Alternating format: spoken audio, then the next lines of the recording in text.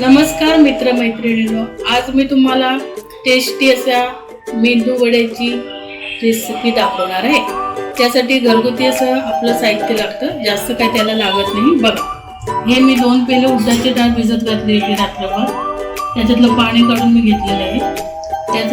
त्यासाठी आता लागणारे यात घालण्यासाठी लागणारे साहित्य बघूया आपण।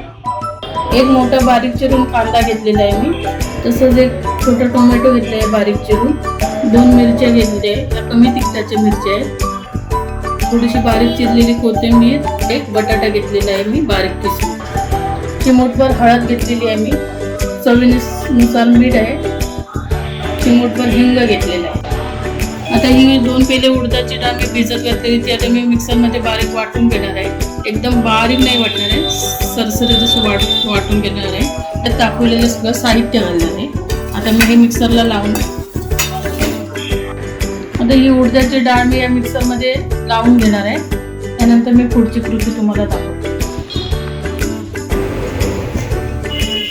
हे बघा, हे आता मी हे मिश्रण सगळं असं उडदाच्या डाळीचं वाटून घेतलेलं आहे। आता त्यात मी एक असे एक जिन्नस टाकणार आहे। बघा, सर्वात प्रथम मी हा बटाटा टाकून घेते। ही उडदाची डाळ मी अशी बारीक वाटून घेतलेली आहे। आता हे बघा, म्हणजे एकदम बारीक पण नाही आहे, हे बघा। आता मी एक याचे जिन्नस टाकणार आहे। किसलेला एक बटाटा आहे तो टाकून घेते मी।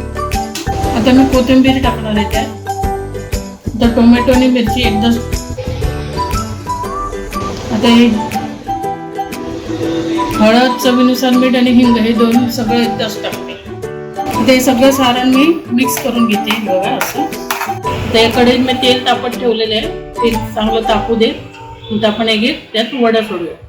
आता हा मी वडा तयार करून घेते, त्याला तो तेलात सोडायचा।